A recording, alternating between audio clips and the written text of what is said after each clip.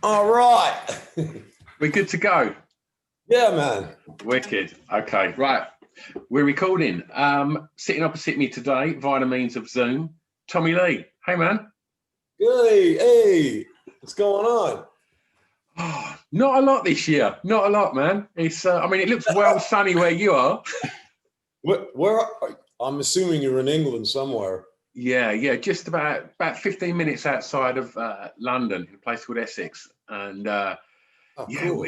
we're still like in full on lockdown here, and so before we get on to talking about like your record selections and stuff, I just want to ask you, Tommy, how you found this year, both as a human being and as a creative. I think I didn't catch all of that. One more time with the question. I'm sorry. No worries, man.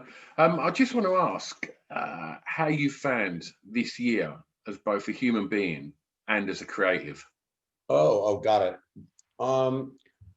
It's been really, there's been so many, well, let's just take two major pros and cons. It's been extremely weird,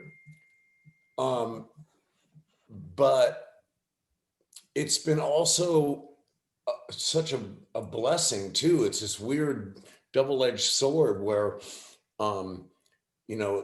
the whole pandemic thing has really gotten me personally to slow down enough, like everybody, life moves fast, man. And it's gotten me to slow down enough or even stop and kind of just go inward and just kind of, do some, introspection on like, hey, how's my relationship with my kids, with my wife, with my friends, with my business partners, like like, and it's also slowed me down enough to sort of keep up on technology, like in my studio, on the creative part. The technology changes every single day, and man, you really need to set aside time to catch up. Fuck, every day there's some crazy shit going on. Yeah. And so I've got a chance to like just educate myself and kind of keep up with what's going on, because that's a tough one. I mean, like things technically are advancing very quickly, and so a lot of times those things can pass you by if you don't take time to kind of get up to speed. So it's been a wonderful double-edged sword with really great stuff and not so cool stuff, Cool. Well, I guess, I think everyone can agree that one of the things that has been a constant, and if you are having tough days, during lockdown, music's a kind of real positive thing, man, and it's something that you can always kind of lean on. And so I'm going to kick off the track listing, Tommy, and I'm going to ask you to tell me the song that you regard as having the greatest ever intro. Wait, the greatest, what was it? Intro. Oh, I don't know why, and it's probably, if I had more time, I'd probably come up with something different. But the first thing on the top of my head was that freaking big giant bell tolling. And, Hell's Bells, AC/DC. It's sort of typical, but that's the first thing that came to my mind for some reason. It's so cool. It's a real kind of call of arms, isn't it? The minute you hear that, you know what's coming, man. Yes. And then when you go see, AC/DC play live, that big bell comes down and that thing starts, and Angus is like, down, and you're like, oh shit, here we go. Hey, one other thing that I did want to mention, that just goes back to your prior question, was the other thing that's been really positive about this whole thing is typically if you're doing interviews or you're promoting your new record or your film or whatever it is you're doing, I would typically be sitting here on a phone doing hours and hours every day, talking on the phone, doing phone interviews all over the world. This the Zoom thing, man, is so rad. Like I get to see you. I get to see who I'm talking to. I really enjoy that, by the way. And that really wasn't around prior to this. You know what I'm Man, saying? It's totally. really, it seems like it's brought people closer together, or the next best thing to be in there. It's, Completely. yeah. Sorry about that. I just No, it's really cool you said that, because you know the fact that we're doing this now is testament to how we've all kind of adapted, and you know and I think that whole kind of thing, when something stops, you know, like the world stopped turning for a bit, and it was like you kind of go, I guess if you're in a creative industry, whether you're in music or in podcasting or whatever, you then go straight back to punk and DIY and think, right, I've got limited resources here.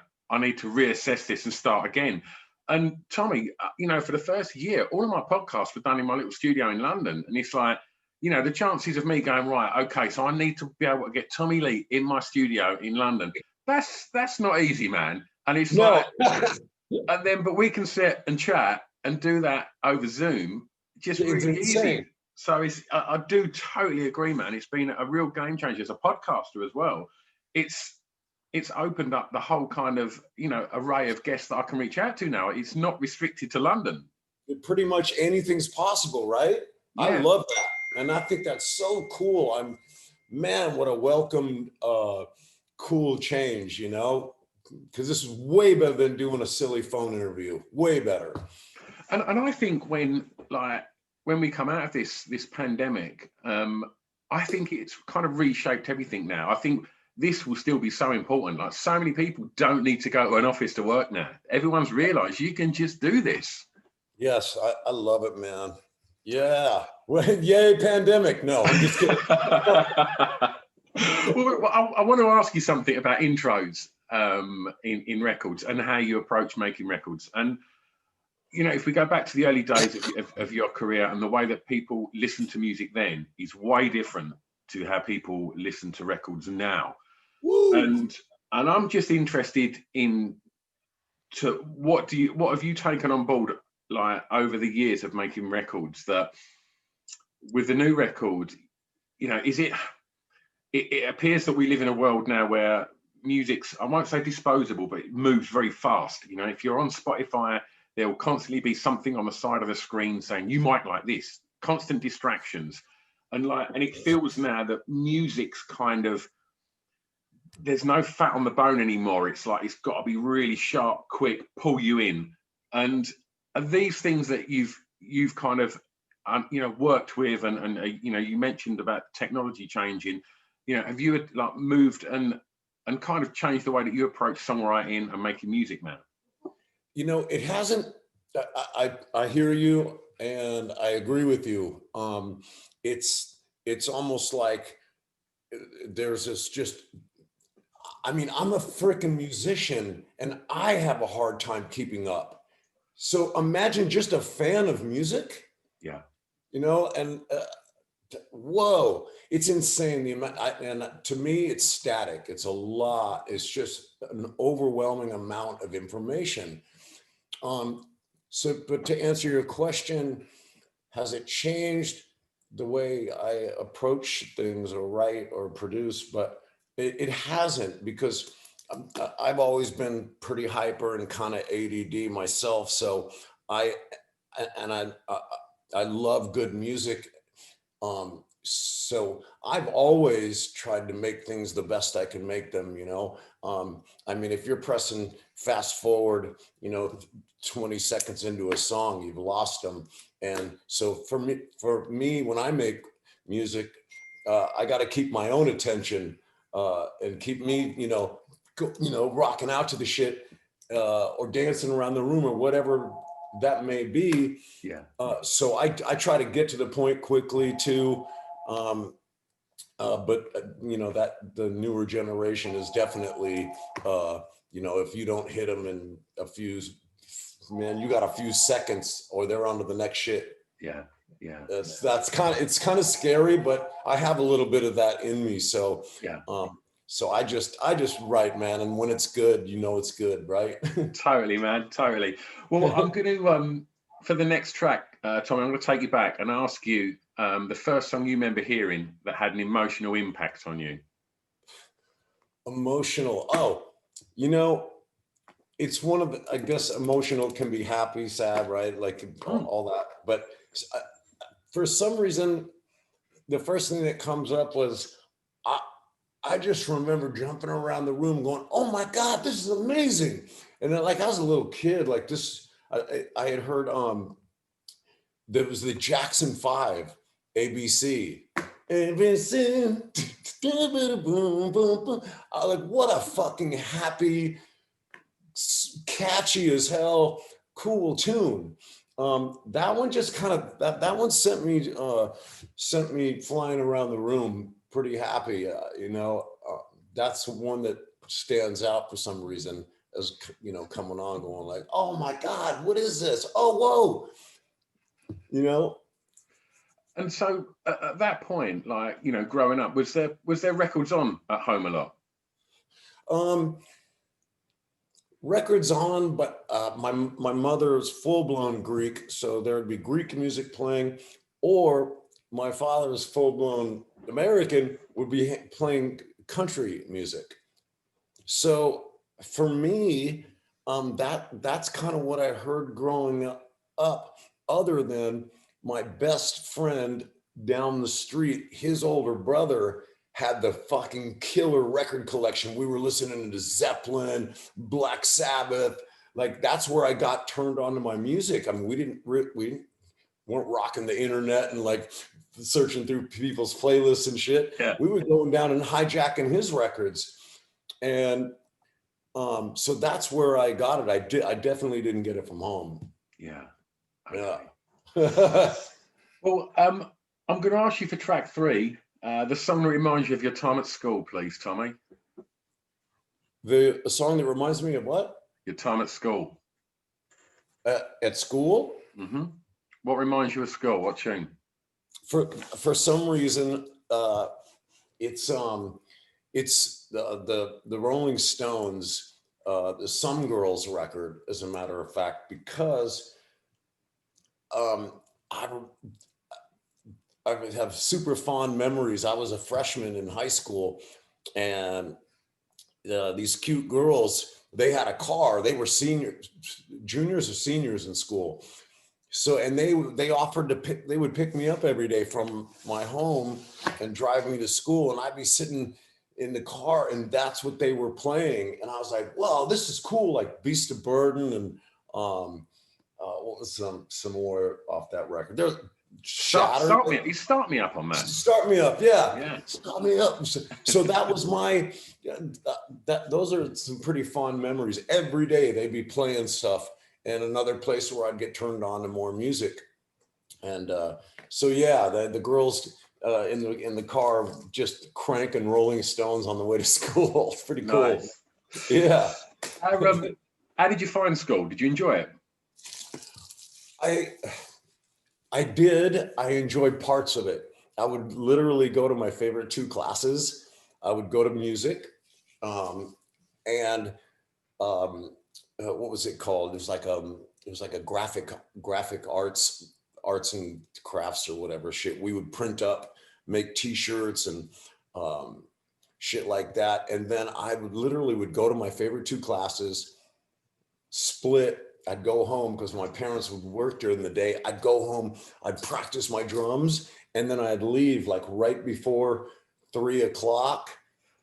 And I'd pretend like I'd just come back from school, and I'd leave the house and then come back and be like, oh yeah, how was school? Oh, it was great. Yeah. Basically, I was at home fucking around playing the drums. So, I mean, you said that you was, the classes you enjoy were like art and music. So I take it you was a creative kid.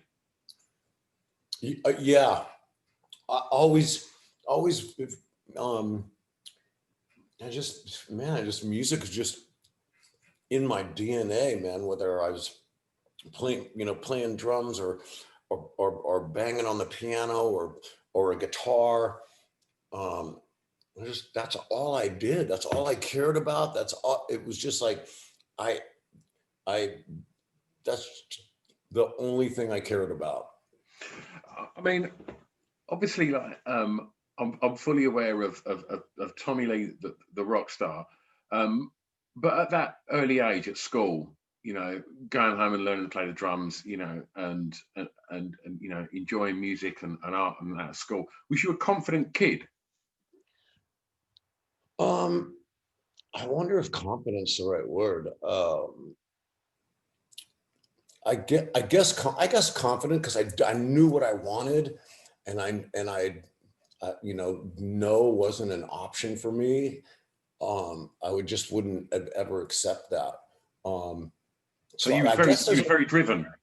I guess yeah, I guess so. I guess confidence could be in there, but um, I guess more than that was just like this fucking determination to like you know, to I wanted to I wanted to make music, and I wanted to entertain people, you know. Um, you know, like it's funny because I used to take accordion lessons, right? And like my parents would always be like, go get your accordion. And before they'd even say that, I'd already have it on, and I'd come downstairs and play something for the family. Like I wanted to, you know, play, like I wanted to entertain people for some reason. I don't know where that comes from because neither one of my parents were like that. But I don't know. That's, you know, when they say, you know, you know, we're born to do certain things. I feel like I was definitely put on this planet to entertain and make music, play music. Wonderful, wonderful. For track 4, Tommy, first Yep. record you remember buying from a record store? Oh my God. Okay. Um, I remember buying. I mean, I don't know if this is the first one, but this is the most memorable. Is buying Kiss Alive 2, and it was the gatefold where the whole thing opened up, and dude, I'm just sitting there going like, what the fuck is this? You know, here are these crazy space makeup, wearing crazy high boots, fires everywhere. I was like, whoa. And I must have sat there and just stared at that thing forever. So that one, as far as like the first one I remember that guy and just staring at it forever. The Kiss, is it Kiss Alive 2? Was that what it was? Yeah, Yeah, yeah. yeah. And so you mentioned earlier that you know, you was playing the drums, you know, banging on the piano and like an accordion and things like that. So as you sort of got older and become more obsessed with music and you know, bands like Kiss and things like that, when you'd hear them records, would you be deconstructing them in your head and working out how they were put together, you know, drum parts and things like that?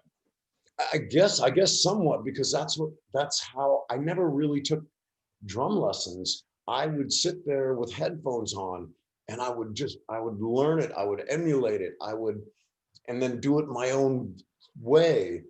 You know, once I had learned what was going on, I'm like, oh, how that goes. Okay, now I do it my way and put my sort of spin on it. But yes, for sure, man. Listening was a big influence because, like I said, I didn't really take lessons. I did take Yeah. piano lessons, but no official like drum lessons. So all by feel and by, you know, by these guys. That's the best way, always. Isn't that wild? Um, just quickly on record stores as well. You know, as somebody that's been, you know, producing records for a few years now, like how important were record stores for you growing up and throughout your career as well?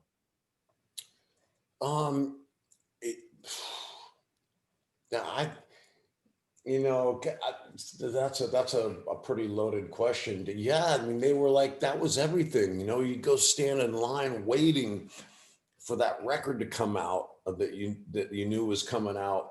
Um, Now you just kind of scroll through and see what's new, or you get fucking bombarded with you know, emails or you know, advertisements letting you know something's coming out.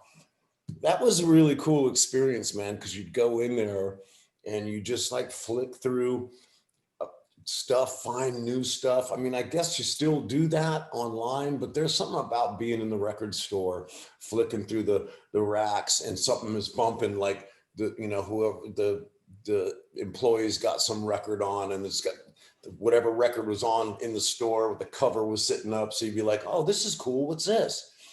And remember they used to have like listening stations. Yeah, man. You go there and you put it on, like, oh, this is cool. Or you could flick to different, I don't know. It was an experience, and like now we don't, that's gone, man. And I'll bet, there's some kids that have no idea what that is like. And I almost feel sad for them, because they've missed out and probably will never experience that experience.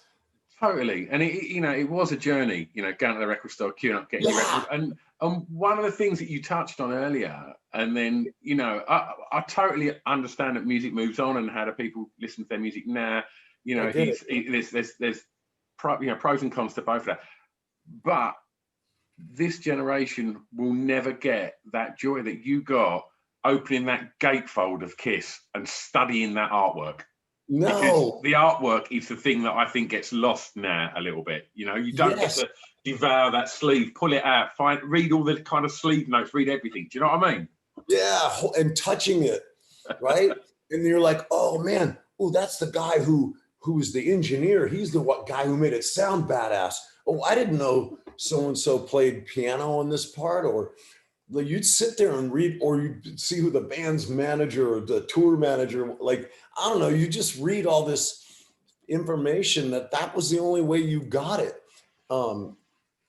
Yeah, damn. I know, I just released vinyl with my record with Andro, and I did the same thing. I sat there and went, God damn, this is so cool. Like, and vinyl has made quite a big resurgence. I saw something, several months ago. I saw something like, I don't know, it may have been Wall Street Journal or something, where vinyl sales have surpassed CD sales this last year or whatever. So it's cool that people, maybe it's the folks that are, getting all retro, wanting to like relive their vinyl days.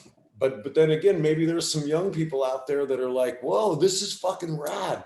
This is but this is an experience. Maybe they're getting that, so that's cool. I'm glad it's still around and doing better than ever. Actually, that's cool. I think people just like having something tangible, something to hold. Do you know what I mean?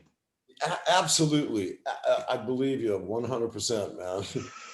Okay, Tommy, for track 5, the song that soundtrack your years clubbing. Oh my God.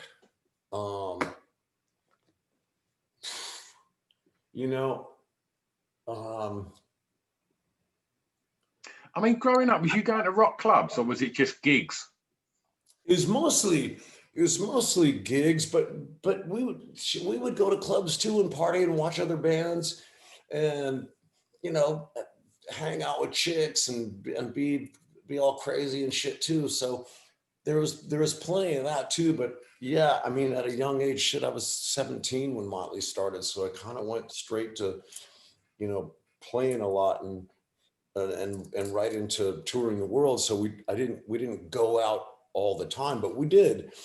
And I think a song that reminds me, just because where the band's from, and California is a big that's where all of us are from. That's where it all happened. And we as a band were all really big Cheap Trick fans. Just loved them, man.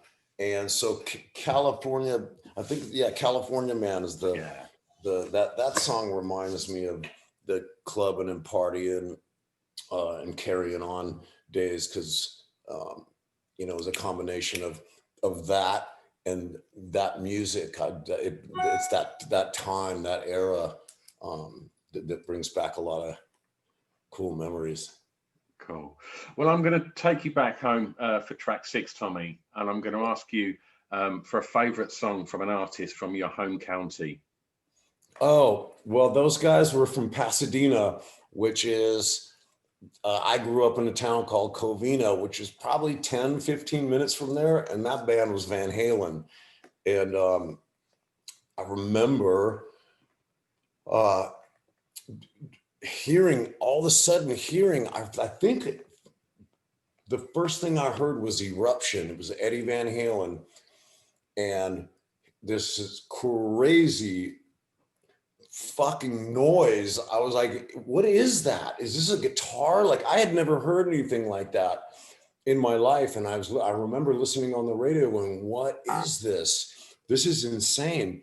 And then, and on the radio, when I first heard it, Eruption started and they went right into Running with the Devil. And I was like, whoa, these guys are insane. And then, later found out they had been playing gigs in Pasadena, in Hollywood. And so that's when I kind of jumped on board. But they were super influential, man. And rest in peace, Eddie. Just one of that band will always have a special place in my heart for many, many reasons. And you said influential, but I also want to sort of ask you about, how inspirational it was, to see someone from, where you're from, doing what they were doing. Was that something you thought, look, we can do this, they've done it, like, it's possible? For sure, for sure. There was another band called Wolfgang that was out there. They were kind of coming up, then nothing really ever blew up for them for whatever reasons. But it was like there was a surge of music coming out of that area. And we were definitely a part of that, and that whole scene where, things were starting to come out of Los Angeles. And it was good company. It was like Van Halen, The Doors, Motley, the list kind of, I guess, goes on a little bit, but that was a cool time. And that was definitely influential, because if they could do it, we could do it. Yeah, totally. For the last track, Tommy, you can play DJ now and turn someone onto something new, because for this one, I'm going to ask you to tell me a song that many may not know that you would like them to hear. Oh, man. Okay. It's a song by Mataflix. Hold on. Let me change my view here, because oh no, how do I do this? Fuck. Hold on here. Here we go. Oh, get out of here. How do I minimize this window?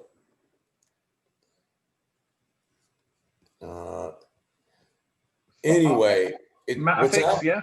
It was Matafix you've sent me. Yes, what was the title again? Big City Life. Oh, God, yes, that's it. My bad. I've been doing, a lot of people have been asking me for, similar kind of things, compilations here and there. And there's been so many titles and so many songs in my head. Forgive me for not remembering the title. It is, man, you got to hear it. It's just one of those, Big City Life. It's cool. It's got a little bit of reggae flavors, and it's got that, and it's from, those guys are out from where you're at. Yeah. Check it out. It's got some really, really super dope flavors, and it's good. It's just good, man. It's just good.